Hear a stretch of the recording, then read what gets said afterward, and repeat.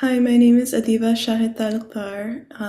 I'm a Poets House Fellow from 2017. And the first poem I'm going to be reading is Homage to Faiz Ahmed Faiz by Agha Shahid Ali, who is a poet who's influenced my writing a lot. He begins with an epigraph from Faiz, basically granting him permissions to translate his poems.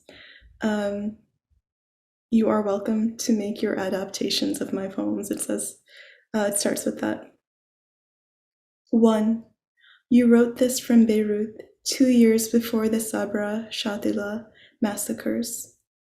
That city's refugee air was open, torn by jets and the voices of reporters. As always, you were witness to rains of stones.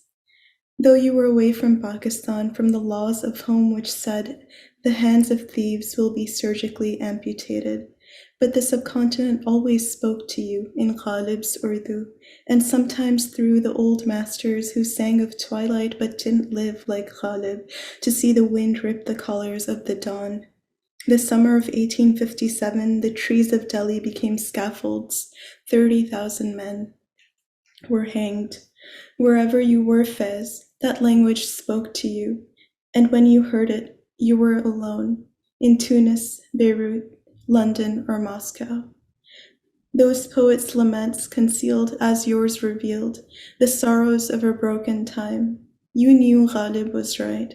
Blood must not merely follow routine, must not just flow as the veins' uninterrupted river. Sometimes it must flood the eyes, surprise them by being clear as water. 2. I didn't listen when my father recited your poems to us by heart.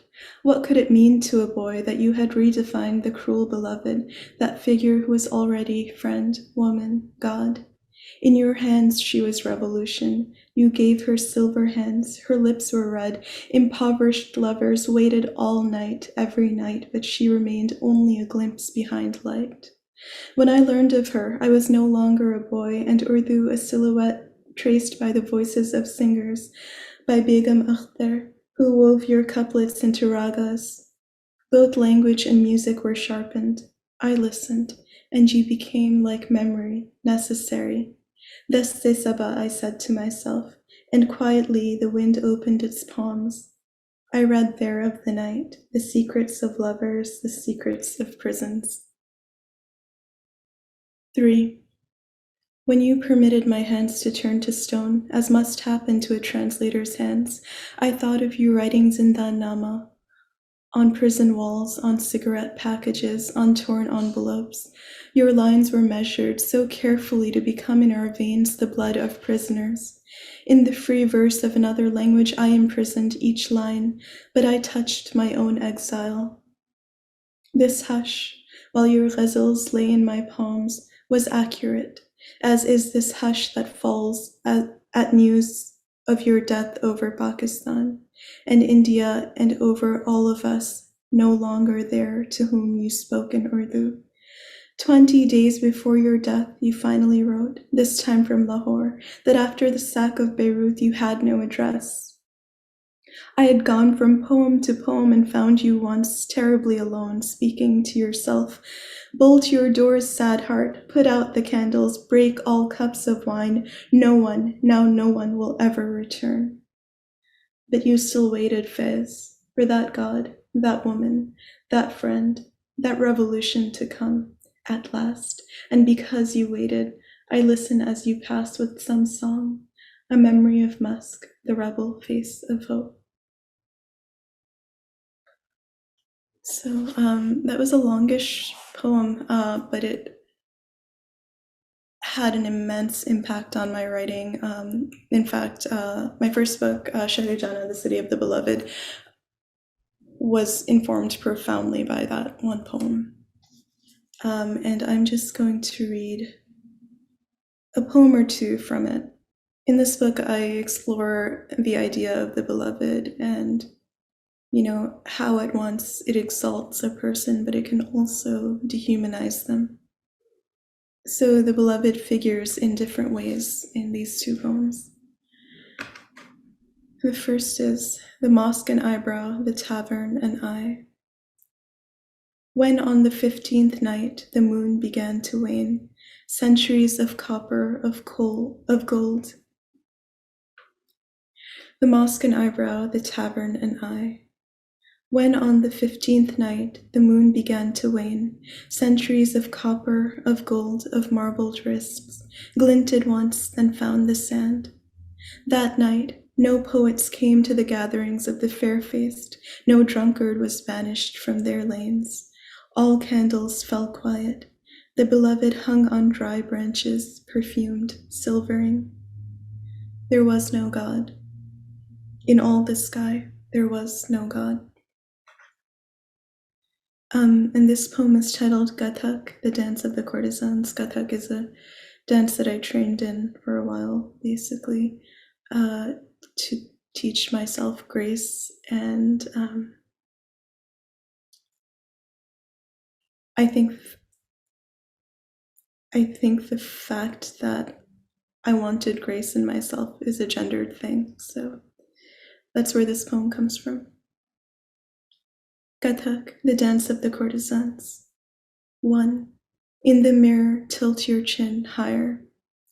At the end of each checker, return to your own eyes. Your breath, a spool of thread, thin, sharp, unravels. Pull it back in. Shackle yourself until your ankles are gold. Hold your wrists delicate beneath your jewels. Now dance. The city awaits you. 2. Goddess, beloved, flame, they say, all beauty converges in you. Men gather at saints' tombs, but rush to your doorstep with greater madness. Let them gaze at you until you begin to tremble. Allow yourself to be slighted. You, fragile as glass, will learn. You were made to break. 3. In the final scene of the 1972 Hindi film Pakiza, Meena Kumari's love is getting married to someone else and she is performing at the wedding. She shatters a lamp and dances upon its shards, leaving crimson footprints all over the white sheets. So a lot of the poems I've selected for today, the newer poems that I've selected as well, are around the poem that I read of Agha Shahid Ali's, and he mentions a singer named Adeeba Shahid who would sing Faiz ghazals, and she has a lot of mythology surrounding her, and I really relate to her because I was kept from singing for a lot of my life, and she experiences that for part of hers. A song for Begum Akhtar. Akhtari, your cry a dark spell, your sway over men wicked. Smother your beauty. A woman isn't made for spectacle. A woman can ruin a man. Soundless, Akhtari cloaks herself in smoke, finds in it a new way of breathing. In death she finds life. In glasses of whiskey her own image. The doctors say, she will die if she cannot sing. So she pulls breath like a thread from her red heart. One evening she rises to the 5th octave and collapses.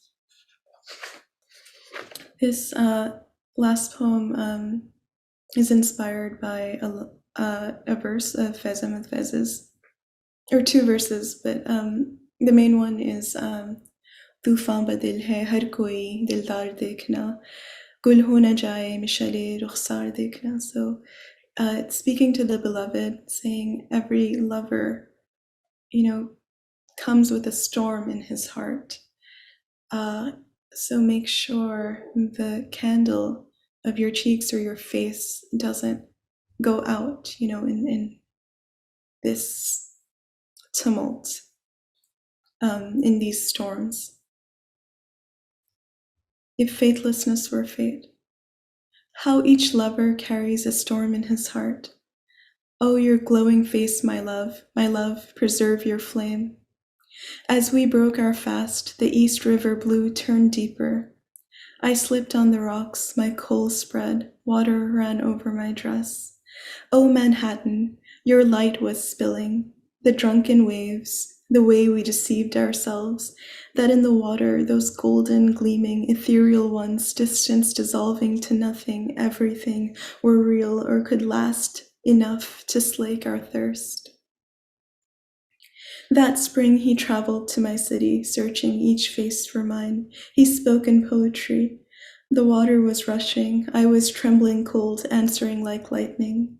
Verses that left tears in his flesh. He searched and searched. The water had cleared. No poems held his name. Thanks again to Poets House for having me.